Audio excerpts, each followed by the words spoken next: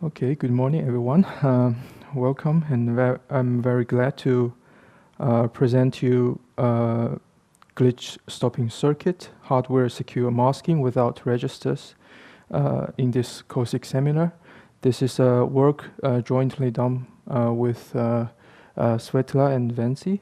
I'm Zhenda. So firstly, let me explain this title. We proposed construction. We name it glitch stopping circuit, which is a hardware masking, but we try to do it without register to reduce its latency cost. So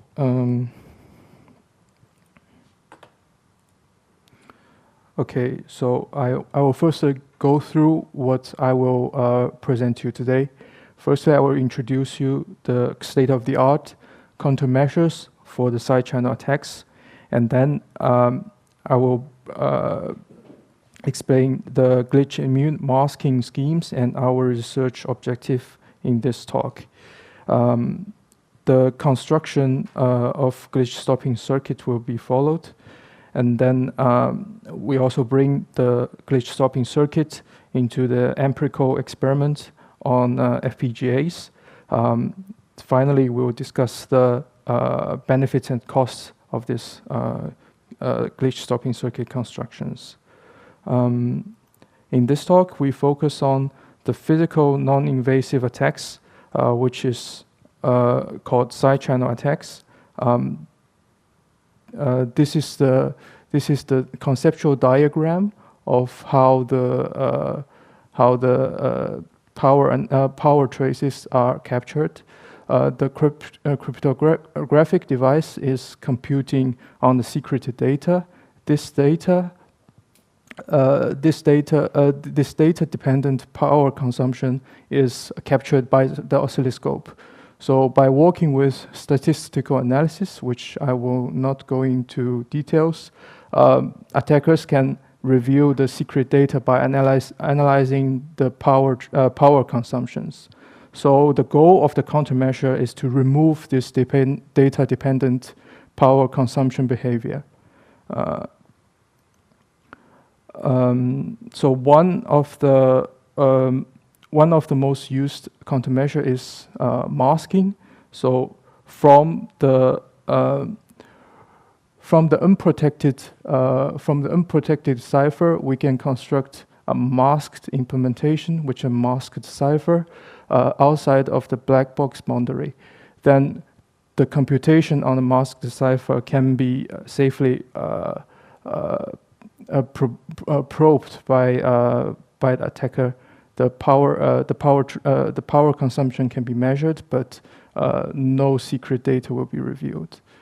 But in reality, in hardware, in the combinational logic, there will be glitches happening, which means, for example, in this case, the glitches will reveal unwanted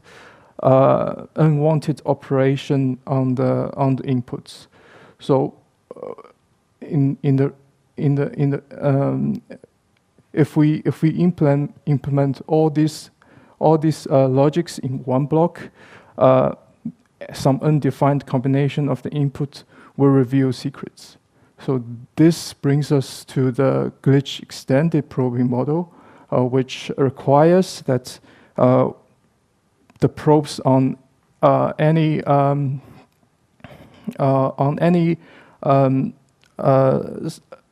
logic blocks, all the inputs of it can be revealed.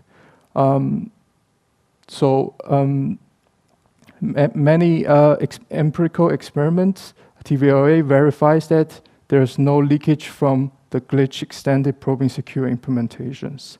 We will go back later to this TVLA tests. So two mostly widely used glitch immune masking schemes are threshold implementations and domain-oriented maskings.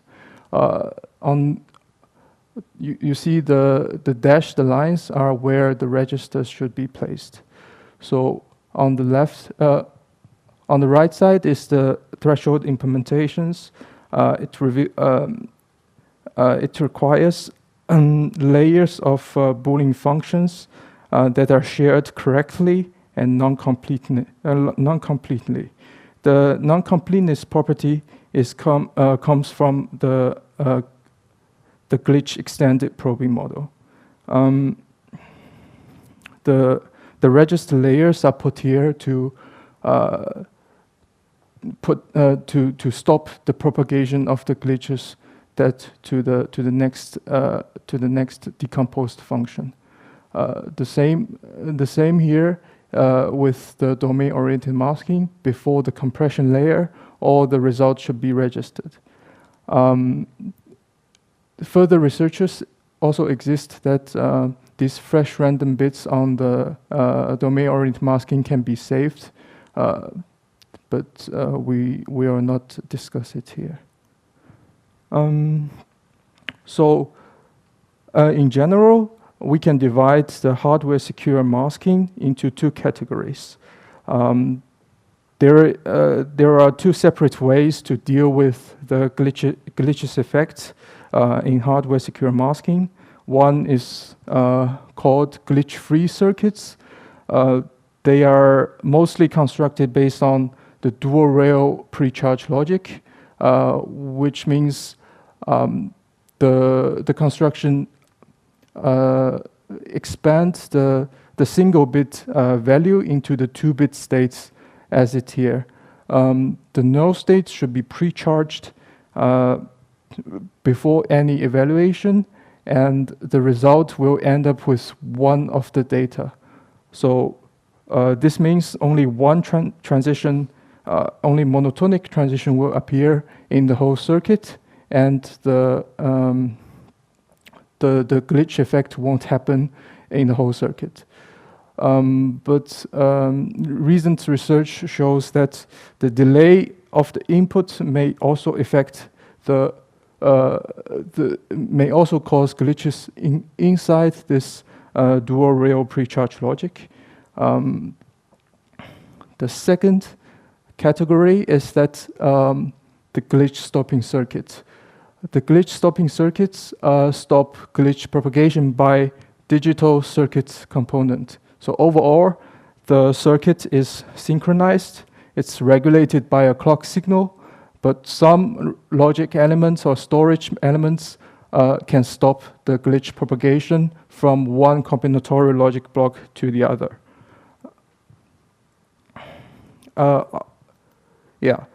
The previous researchers mainly focus on glitch stopping circuit with registers. So we look into this register, structure. Mostly the flip-flops, D flip-flops or registers are constructed as a prime secondary structure, which was called master-slave structure.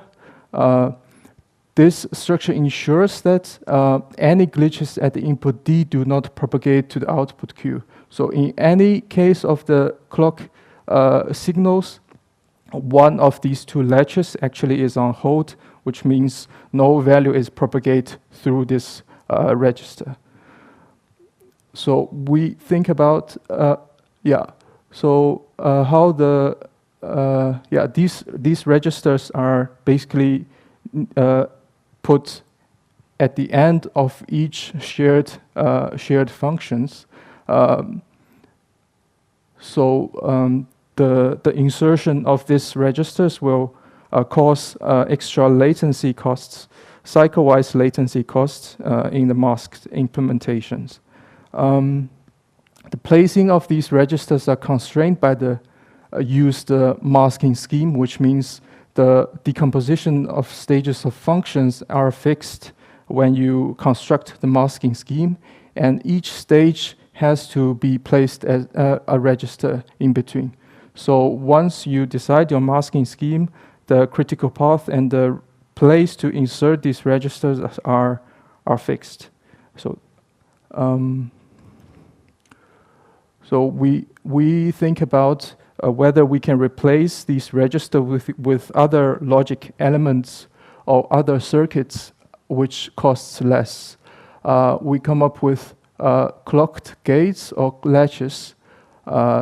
These are basically the building blocks of the register itself, which can be used to stop the glitch propagation, but reduce the costs of using registers. The design procedure of the glitch stopping circuits are we keep it as simple as possible. We can start with a glitch immune masking scheme, which was discussed earlier, like threshold implementations or domain-oriented masking. These circuits we construct with registers, but after that we can use some simple steps to construct the glitch stopping circuits without registers by replace the registers and keep the rest of the circuit as it is. So the first construction is to use latches to stop glitch propagation. The latch is basically half of the register. So we take half of the register, which is also regulated by this clock, but the state is divided into the hold state and the transparent state.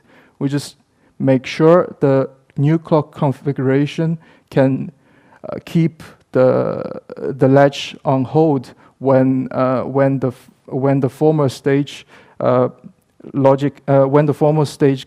glitching is still happening. Then once the latch goes transparent, the glitch propagation from the former stage doesn't transfer to the next stage. This is the whole circuit block. We start from the two-stage S boxes. Let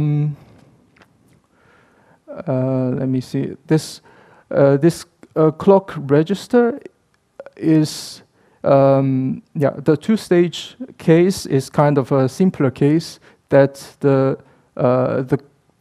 positive edge of the clock of the normal clock we use can be used to drive the registers of the whole circuit, but the negative edge can be used to drive this latch in between. So the clock high can hold the latch in the middle stage that ensures the former stages completes the logic computation, and then once it's done, with using the negative edge of the clock to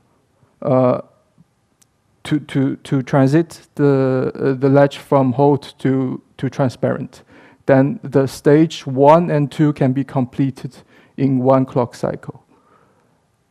And the more complicated case is the 4-stage S boxes. Then the 4-stage S boxes, we need 2 extra clock signals that regulate the latches. For example, when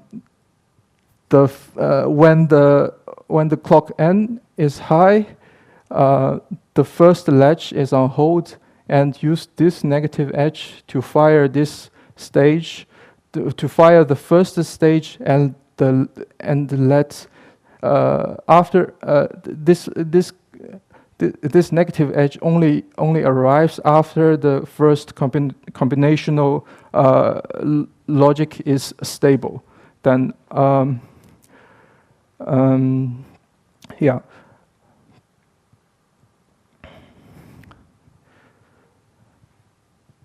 After the first stage is fired, this clock is can keep the second stage latch on hold, so the glitch doesn't propagate through this logic block. So to summarize this. the latch-based logic requires 2 additional clock signals that, in this case, double the frequency of the original clock signal, and we can simply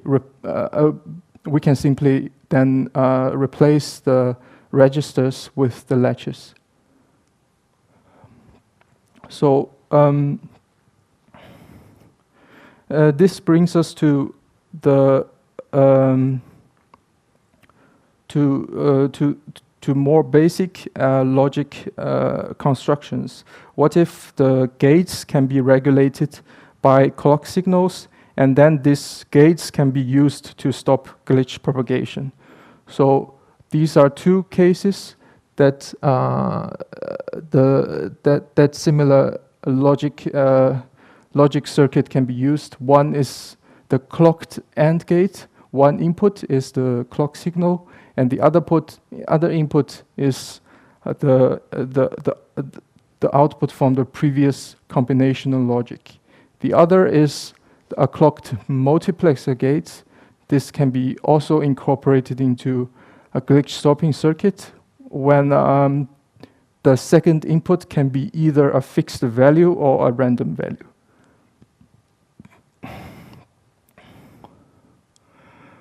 Accordingly, a different clock construction is needed.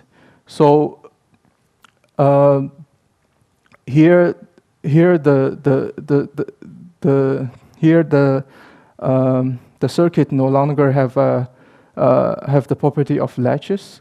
So we need to regulate the negative edge at the right moment when the circuit doesn't hold any value anymore. So we only can block the value propagation or open the whole gate. So we need to regulate the negative edge arrive at the time of the stage accordingly. So in this case, 4 stage S boxes, we need to create 2 extra clock signals with different duty cycles. The clock A is with duty cycle 25%, and clock C is with 75%. So the clock B, which drives the middle stage, can be reused. Can reuse the original clock signal for registers.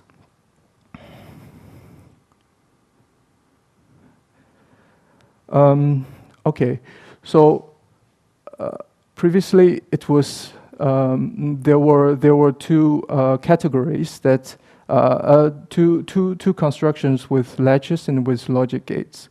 So here I present the design procedure for a glitch stopping circuit without registers. The construction can start with a secure register-based implementation, which is more extensively researched. So either you can take a threshold implementation or a domain-oriented masking scheme or mask the implementation itself. The second step and third step is to find out the register layers and the combinational logic blocks. The combinational logic blocks can be preserved as it is, and the blue part is the register stages can be simply replaced by the clocked gate or clocked latch you choose.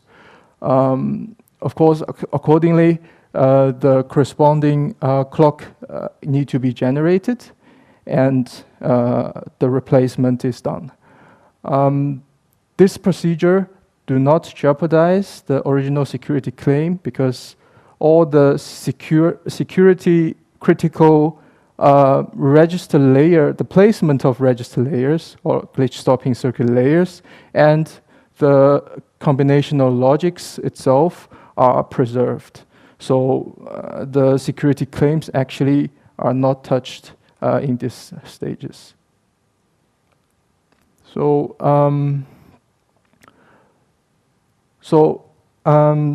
the next section is about implementations. We implement these glitch stopping circuits in FPGA. We choose three existing masking schemes. One is the 2 first-order AES box and 1 second-order AES box. So the first one is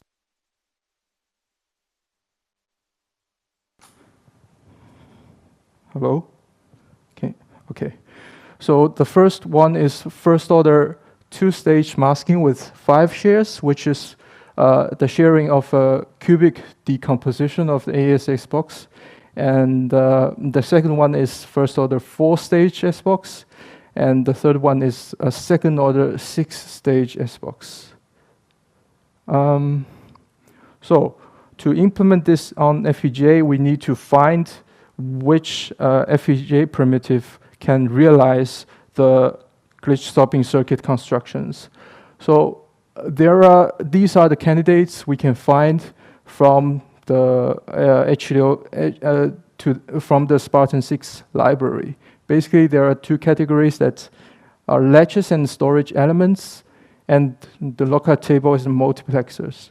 On the FPGA, we have these logic elements like LDCE, which is basically a transparent latch with asynchronous clear data enable, and 2B1L. This means using the latch itself to construct a logic gates.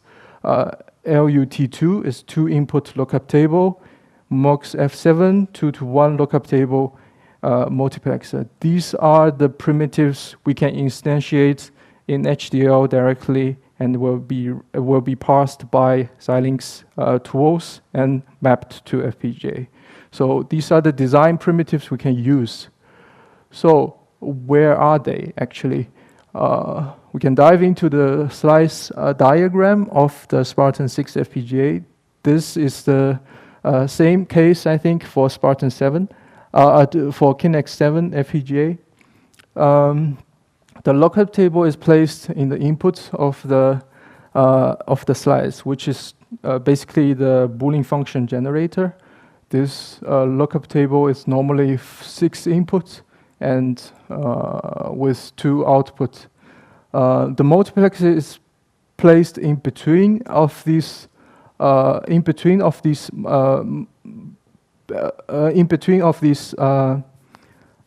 to say lookup tables to give extra input to the Boolean functions. The flip-flops and latches are actually share the same elements. This is the storage element at the output of this slice. So based on the specification of the instance, it can be performed as flip-flops, as latches, as AND gate, OR gate, or SR flip-flops. After the instantiation, after the place and route, from the floor plan view, we can see how these elements are instantiated. So take for example, one slice. These multiplexers are instantiated like this. And lookup tables are on the input of all slices, and the storage elements can be used as latch or AND gates. So about the clock configuration, how we instantiate the clock configuration in FPGA, we keep it as simple as possible. The automated clock wizard can be used. This is also provided by Xilinx vendor, by Xilinx. And if the S-box is 2 stages, of course, the same clock can be used. if the S-box is 4 stages, we need to specify the correct frequency, phase, and duty cycles. Normally, we just keep the same frequency, but with the required duty cycles. However, in reality, these clock signals drive logic gates, so this can no longer be routed as clock dedicated signals. This is something we need to tell we need to write in the constraint file. So on FPGA, the design procedure boils down to programming in HDL file. So we start with a register-based implementation in HDL. We find the register layers by looking at positive edge always blocks. And then we preserve the combinational logic, but can be these registers can be replaced by manually instantiate the chosen FPGA primitive. So the AND or MUX should be manually instantiated and connect to the right corresponding clock and the logic blocks. This construction, we keep it as simple as keep the same synthesis settings to the register-based implementations. So apart from the clock wizard and the manually instantiation of these primitives, the other constraints are basically the same as register-based implementation. We put the keep hierarchy flag on. We do not allow register retiming, and we do not allow lookup table combinations. Okay, the empirical experiment is performed on the Sakura boards. Both Sakura G and Sakura X is used. So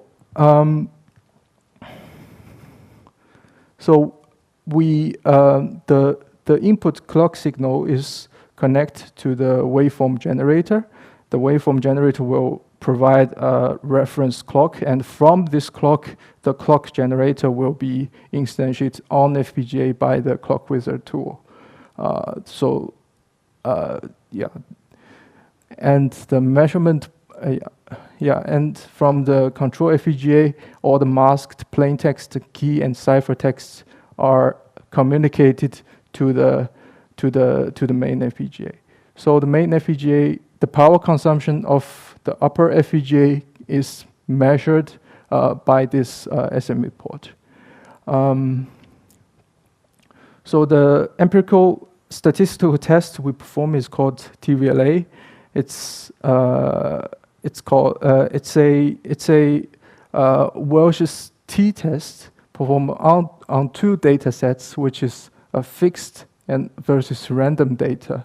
So these are chosen randomly on the control FPGA, and 2 groups are the main the t-test value shows whether the null hypothesis can be accepted or not, which basically says, is there any statistical correlation between the power trace and the selected input data?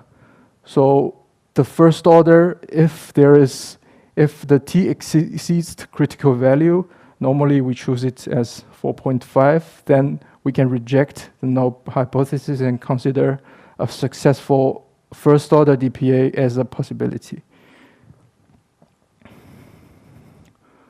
Okay, so these are the tests we perform in our research. There are failing cases. So basically, the FPGAs that fail the TVLA, we cannot use it to construct glitch stopping circuits. The failing cases are mainly the lookup tables and the storage element. So the gates, the clock gates constructed by lookup tables are all failed because the lookup table is a too large circuit and a too glitchy circuit.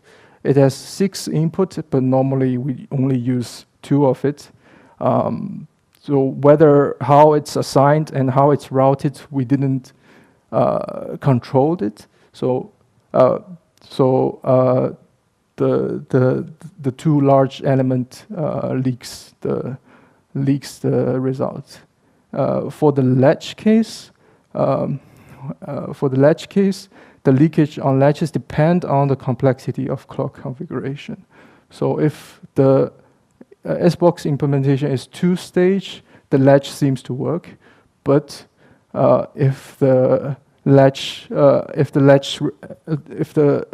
clock latch is for 4 stages and 2 extra clock signal is introduced, then it shows leakages.